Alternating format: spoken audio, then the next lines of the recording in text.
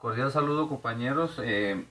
Me ha correspondido los puntos 3, 4 y 5 de este estudio de caso.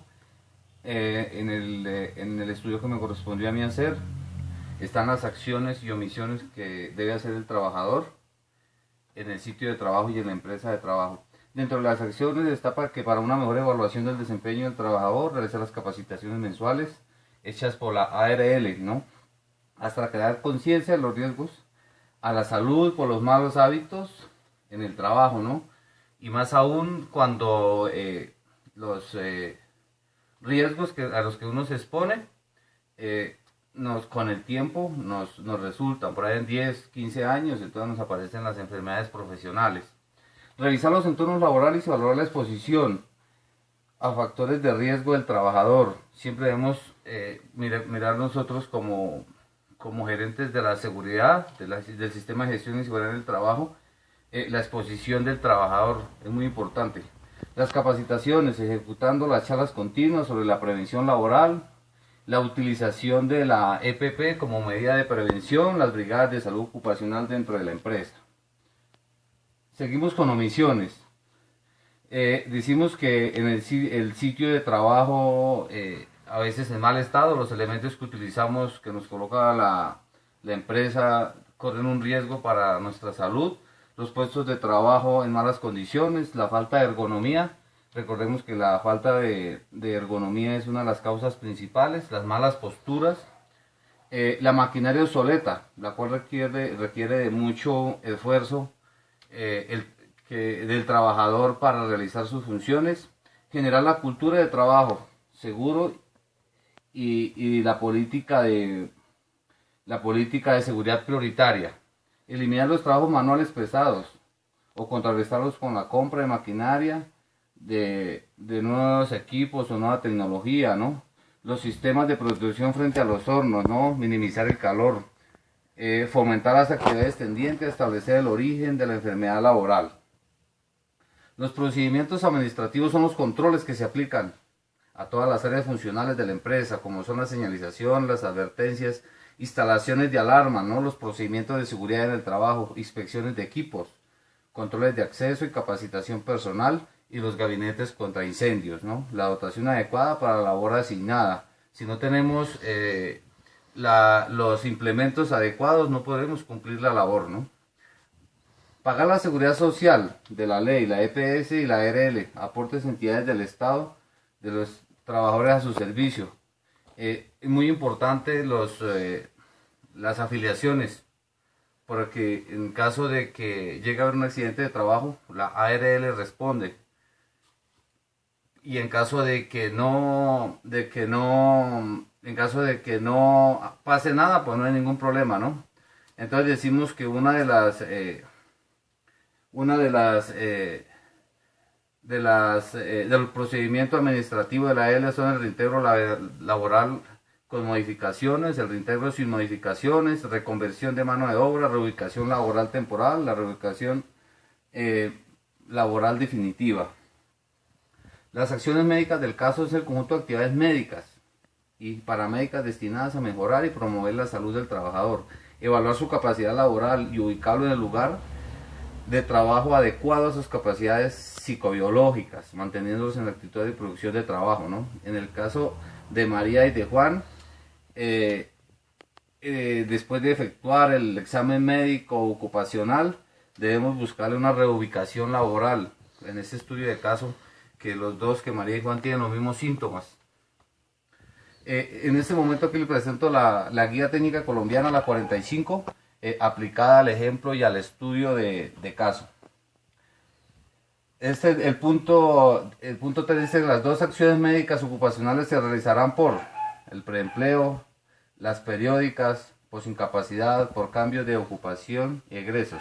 Siempre que un trabajador inicie la vinculación laboral con una empresa, debe hacerse todos los chequeos necesarios para garantizar durante el tiempo que esté dentro de la empresa. Tienen que hacerse las periódicas y al momento de retirarse de la empresa tienen que hacer el examen de retiro, de desvinculación, ¿no? Algunas actividades de medicina laboral son conservación auditiva, la conservación respiratoria, conservación de la voz, prevención del trauma acumulativo, los sistemas de gestión en seguridad análisis, mejora de resultados, ¿no? Riesgo de alto impacto para los empleados, ¿no? El plan de vigilancia y control de epidemiológica de los peligros prioritarios, ¿no? Que conllevan a establecer las causas y los sitios a intervenir. Ejecutar plan de acción con actividades para intervenir en cada uno de esos riesgos.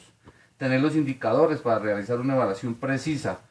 Medicina preventiva laboral, procurando que no aparezca la denominada patología del trabajo. Medicina curativa laboral, encargada del diagnóstico y tratamiento de los procesos de patología laboral. Medicina reparadora laboral, encargada de reducir al mínimo las secuelas de la patología laboral. Funciones de la medicina laboral, de carácter médico, reconocimientos médicos y presentación de auxilios en caso de urgencias médicas. Funciones de carácter fisiológico, prevenir la fatiga controlando la alimentación. Funciones de carácter técnico, colaborando con los técnicos de seguridad y higiene en el trabajo, ¿no? Funciones de carácter asesor, informando a la empresa y a sus órganos, especialmente al Comité de Seguridad y Salud. Entonces decimos que la medicina, esta es una parte que yo lo coloqué en un anexo, decimos que la medicina del trabajo, además de ser una especialidad médica con entidad propia, al mismo tiempo forma parte del espectro de especialidades que comprometen la prevención de riesgos laborales, ¿no? Como ha quedado definido en la Ley 39 de 1997, ¿no? Sin embargo, a diferencia de la seguridad, higiene industrial y ergonómica, psicológica aplicada, que son las especialidades técnicas, que tiene por objeto las máquinas o aparatos, herramientas naturales, condiciones ambientales que componen el puesto de trabajo. Una de las tareas encomendadas de la medicina del trabajo es la promoción de la salud en las empresas, un conjunto de tareas cuya finalidad es potenciar el estado de salud de los trabajadores. ¿Cómo asesoraría yo a una persona que necesita que le califiquen el origen de la enfermedad laboral, ¿no? Se tendrá en cuenta el marco legal. Siempre cuando vayamos nosotros a aconsejar o a orientar a alguien que haya sufrido un accidente, tenemos que estar sustentados en la ley. La legislación colombiana nos muestra desde el Código Sustantivo del Trabajo en 1950 hasta el último decreto, el decreto 1477 del 2014, como guías para nosotros tener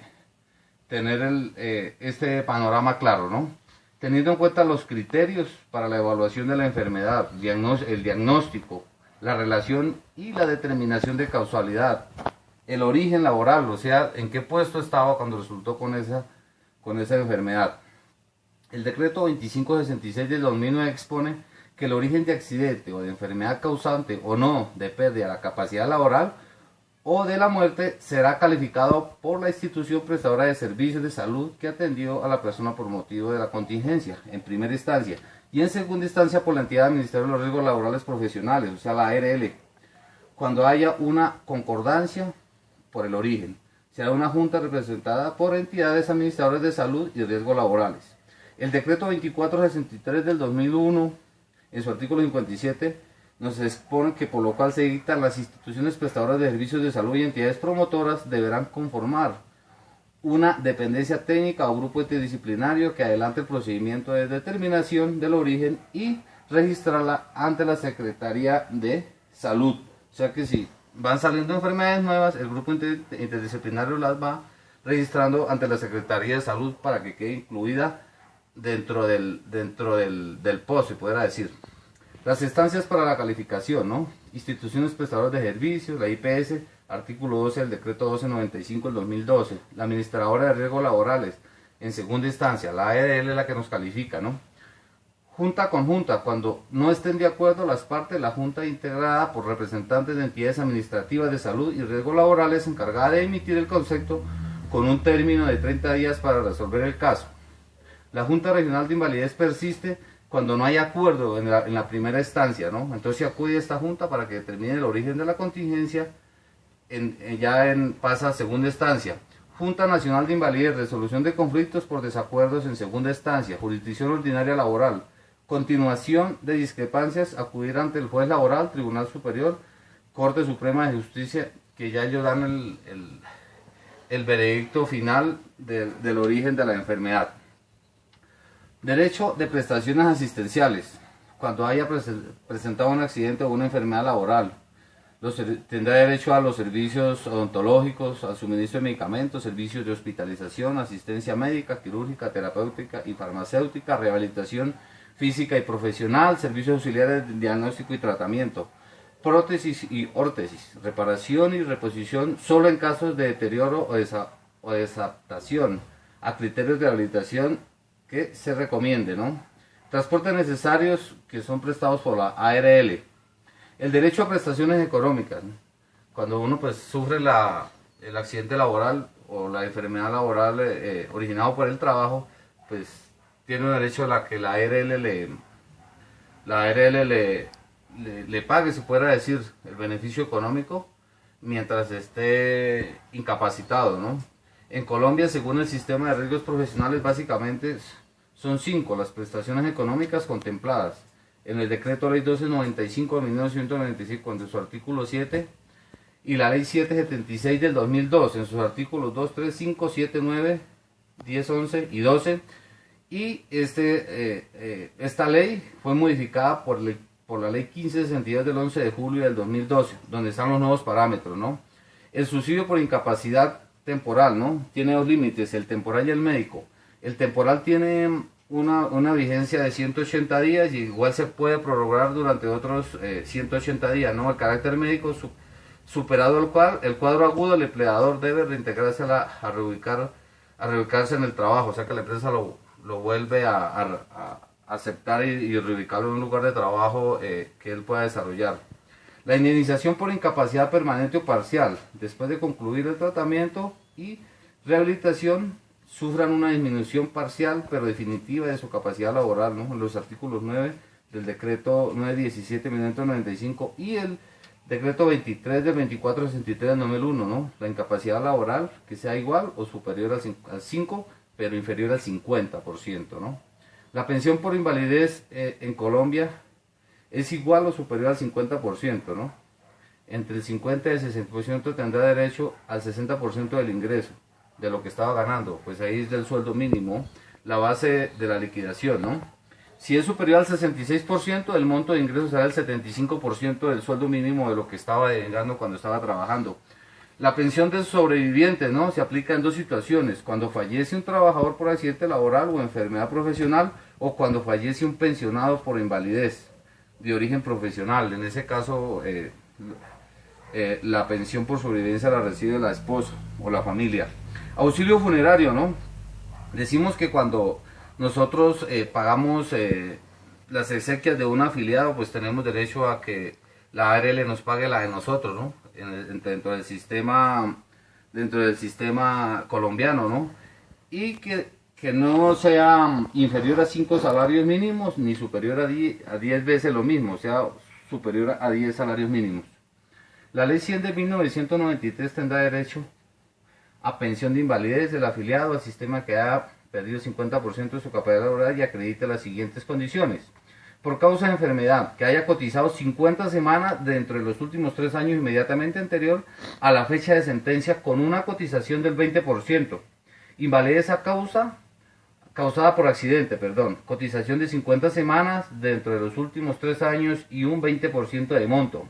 En el parágrafo 2 nos explica que el afiliado que haya cotizado por lo menos el 75% de las semanas mínimas requeridas para acceder a la pensión de vejez solo se requerirá que haya cotizado 25 semanas en los últimos 3 años. Muchísimas gracias. Ahora le doy paso a mi compañero Germán en la ciudad de Bogotá. Saludo cordial y muchísimas gracias.